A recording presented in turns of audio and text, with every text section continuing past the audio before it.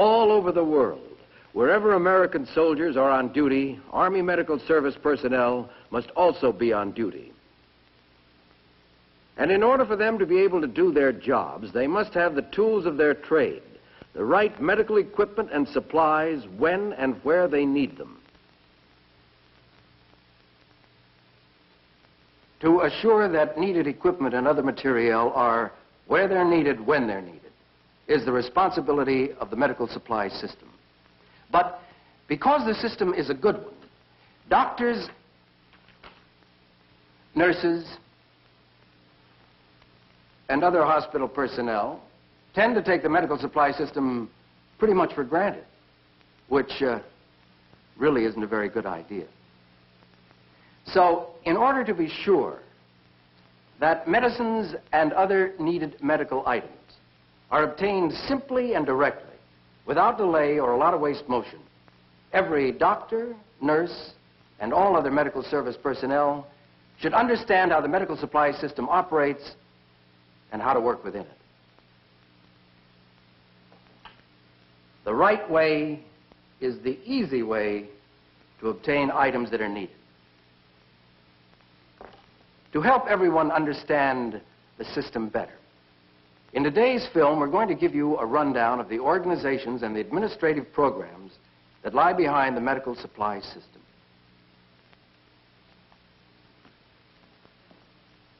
To put it in its simplest terms, two organizations do most of the work with regard to the wholesale stock of medical materiel.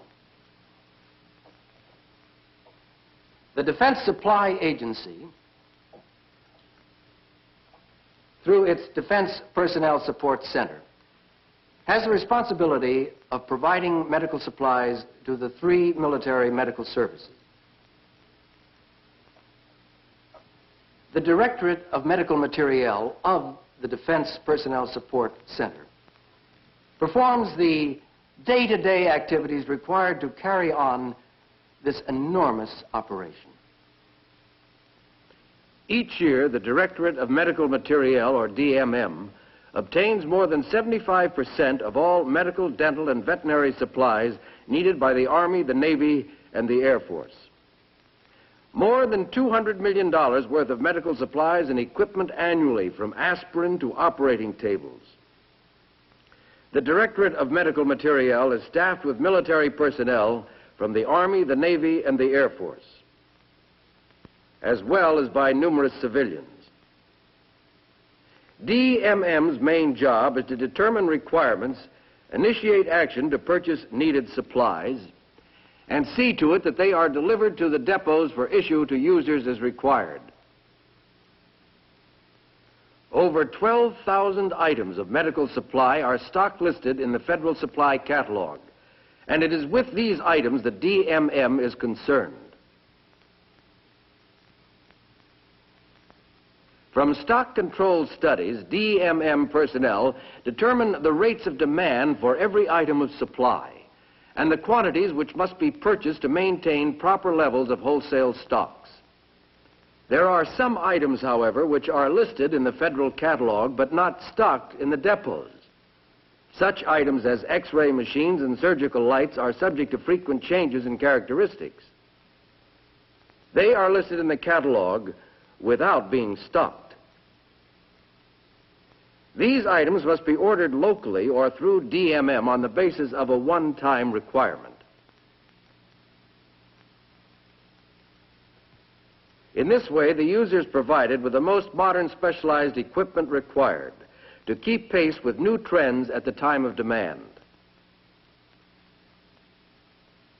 In addition to the responsibilities we've already discussed, the Directorate of Medical Materiel has several other missions.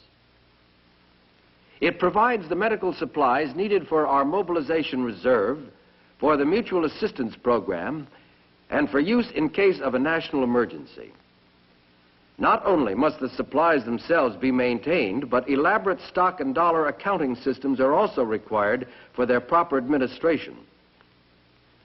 These cards, for example, represent the individual items of supply found within a 1,000-bed field-type general hospital.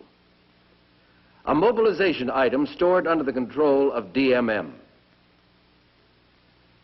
This hospital requires more than 3,000 different items of medical supply, 14 railroad cars of boxes, cartons, and crates, all of which must be accounted for, kept up to date, and stored where they are readily accessible.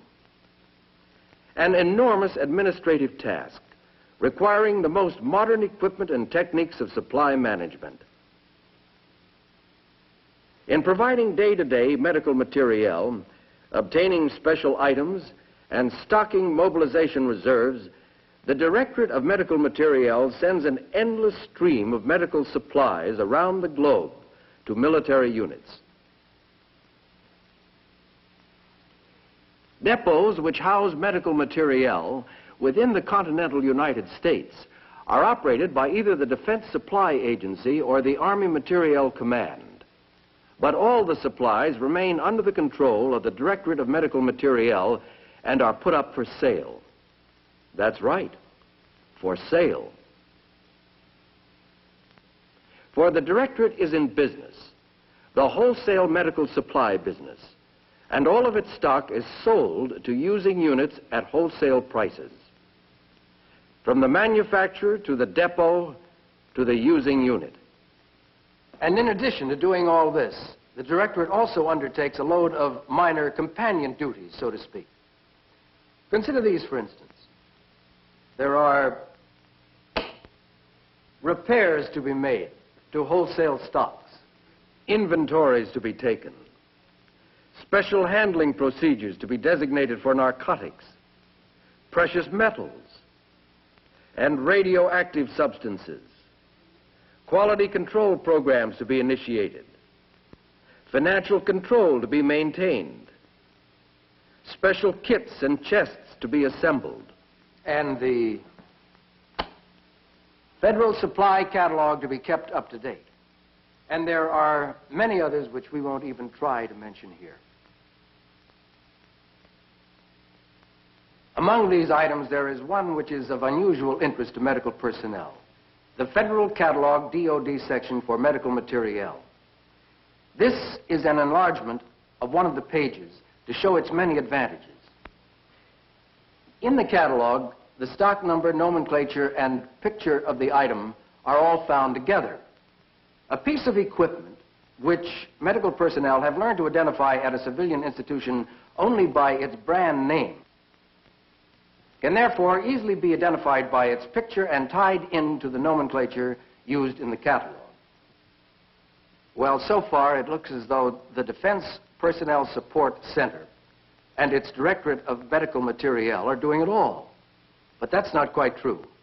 For within the Army itself, the overall administration of medical supply is the responsibility of the Supply Division of the Office of the Surgeon General. The Supply Division administers and develops medical supply policies and procedures for both CONUS and overseas installations. This requires an awareness of all medical activities, visiting installations, evaluating complaints concerning supply support, and making the 1,001 decisions necessary for the Army supply system to function properly. This broad area of responsibility includes many activities: general policy matters, special handling instructions, storage regulations, routine supply procedures, and so on. Numerous publications are released covering technical and professional aspects of medical supply, as well as maintenance. It isn't hard to see there's a lot to do. And among its other duties, the Supply Division accomplishes the necessary planning for capability studies of mobilization programs and such special projects as the shipment of medical supplies under mutual assistance programs. Constant changes must be made. Obsolete medical items must be dropped, new items added, and others reclassified. Obviously, there's plenty to be done, and we still haven't discussed one of the most important functions of the Supply Division: money. That's right. Money with which to buy supplies. For each year, the Army Medical Service receives just so much money for use by the consumers. Part of this money goes for medical materiel. One of the jobs of the Supply Division is to collaborate with the controller to see that money earmarked for supplies is divided among major commands in the most equitable manner possible. And in addition to all this, the Supply Division has the responsibility of assuring that stock fund money is provided to the medical branch offices of the Army Stock Fund. All right, now that's the heart of it. The Defense Personnel Support Center of the Defense Supply Agency has the overall responsibility. Its Directorate of Medical Materiel supplies the wholesale stock, and the Supply Division of OTSG supervises policies and procedures for the Army. There are two other smaller organizations which are important to the supply system. One of these is the Army Medical Service Materiel Technical Committee. The Technical Committee is primarily concerned with approving actions pertaining to medical materiel used by personnel in field-type units. The recommendations of the Technical Committee are passed along to the Defense Medical Materiel Board, composed of the Surgeon General of each of the military departments, plus representatives of the Deputy Secretary of Defense, Health and Medical, and the Defense Supply Agency. This board provides advice and assistance on the professional technical aspects of medical materiel. The Defense Medical Materiel Board also carries out studies of complaints, coordinates with other government public health agencies, and considers medical supply problems of a technical nature. Now, when you add all these organizations together, you get an overall system that works like this. The Defense Personnel Support Center of DSA, through its Directorate of Medical Materiel, makes available the bulk of medical, dental, and veterinary supplies found in the Federal Supply Catalog at the depot level within CONUS. The Supply Division of OTSG supervises policies and procedures for the Army itself. And in requesting the addition, modification, or deletion in wholesale medical supply system items, the Defense Medical Materiel Board works closely with the Defense Personnel Support Center.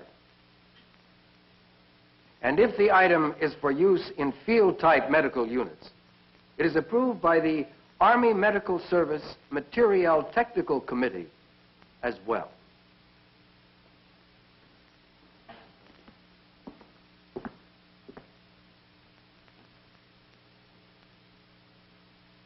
Here is a chart showing those organizational relationships. Because the medical supply activity for the entire Army is such a big job, one other organization is required. The U.S. Army Medical Materiel Agency, or USAMA, has a primary mission of providing liaison between the Supply Division of OTSG and the Defense Personnel Support Center. Not only does USAMA provide a direct channel between the Supply Division and DPSC, but it affects routine coordination between DPSC and many other Army organizations.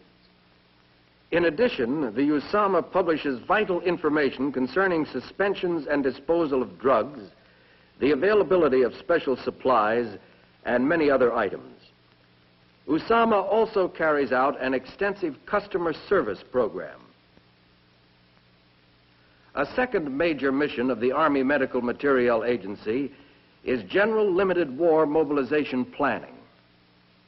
Using demand data, USAMA personnel plan future operations, maintain up-to-date files on authorized allowances, and provide worldwide consumption rates needed for other planning activities. The agency's other major missions include the management of the pre-positioned War Reserve Army stock, which must be available to supply specific military and medical forces already in existence, to equip hospitals and medical units activated in the event of a large-scale war, planning for the introduction of new items into the Army medical supply system, as well as regulating and controlling critical items. All right, now that we have spent some time on the basic organization of the medical supply system, let's take a look at a typical supply problem and see how these various organizations work together in the administration of medical supply. This is a sterilizer, which used to be a field-type item, but there were numerous complaints about it. Generally speaking, it wasn't suitable for field use. It was too heavy, too fragile, and too difficult to maintain. A new item was needed. Now, naturally, there are many ways a new standard item may enter the system, but the one you're about to see is typical of the procedures for adoption for the field-type item. In this case, staff members of OTSG noticed that over a period of time, they had received complaints about this particular item of equipment. The result, the supply division initiated action for the development of an improved sterilizer and forwarded this requirement to the Combat's Development Command for consideration.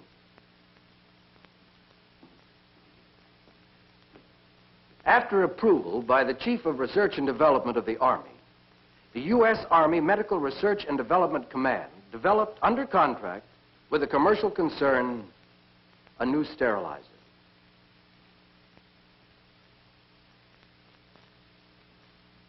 This sterilizer was subjected to both engineering and service tests.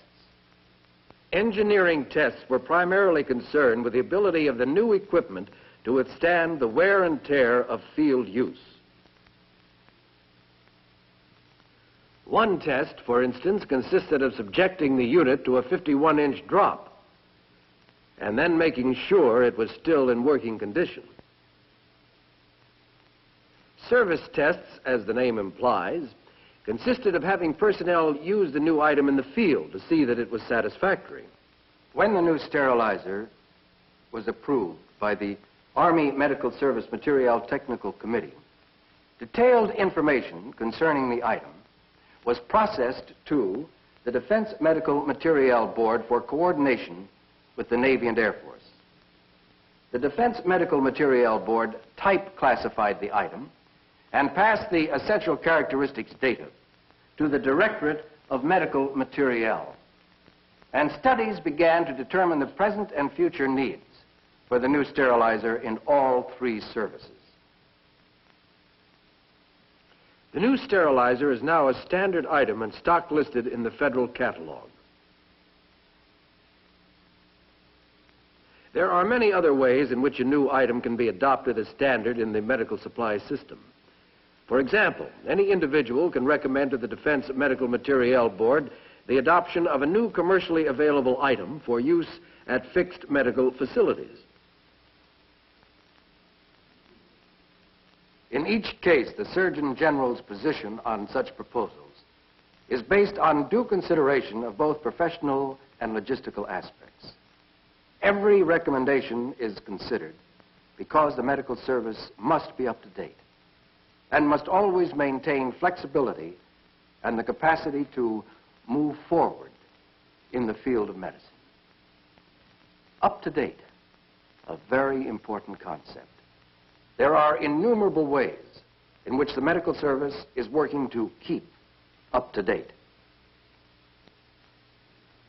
This is the medical unit self-contained transportable, the MUST military field hospital developed by the Army Medical Service in coordination with other Army organizations and industrial concerns.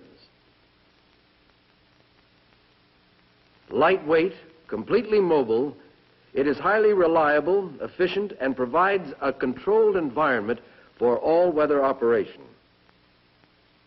The setup time for a typical MUST field element to be ready for operation is about 30 minutes, and each element is designed to contain its own supplies for at least the first 24 hours of operation.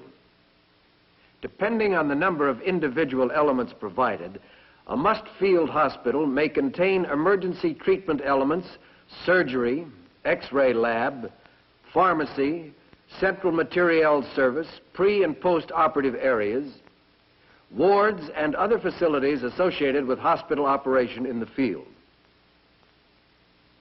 This is the utility element, which provides power, air heating and cooling, water heating and pumping, plus air pressure for inflatable must elements. One utility element can support from 4 to 7 must shelter type elements. An expandable element is a rigid panel unit which opens up into a room 12 by 18 feet with a 7-foot 3-inch ceiling. It is employed for surgery and for technical hospital activities such as X-ray or pharmacy. The typical inflatable element can be erected to have a floor area of 20 by 52 feet. Additional sections can be added to provide more workspace. It contains an airlock and all necessary equipment for erection and operation. Utility, expandable, and inflatable elements may be combined in different groupings as the situation requires. The must not only replaces canvas tentage and other equipment which was difficult to handle and maintain, and in which patients were often too cold in winter and too hot in the summer, but brings fixed hospital-type equipment to the field in a controlled environment to reduce death and disease. It is part of the modern Army's efforts to constantly improve its capabilities. There's one other activity of the medical service we'd like to show you. Each year, the Army fabricates more than 1 million pairs of eyeglasses at Army optical laboratories worldwide. Army Medical Service optical laboratories supply eyeglasses to the Army, the Navy, and the Air Force. The Army fabricates single vision lens, bifocal and trifocal spectacles, inserts for protective masks, safety glasses, and air crew spectacles. Army military personnel are trained for the optician career field at the optical laboratory at Fitzsimmons General Hospital. The medical supply system provides a complete stock of quality medical material to the medical service. Nothing less is acceptable. Today, in part 1 of this 2-part film series, you have seen the organization and administration of the medical supply system and have seen some of its capabilities. In part 2, you will see the supply system in action at CONUS and overseas installations. An entire system devoted to assuring that the best medical supplies are provided medical personnel whenever and wherever needed.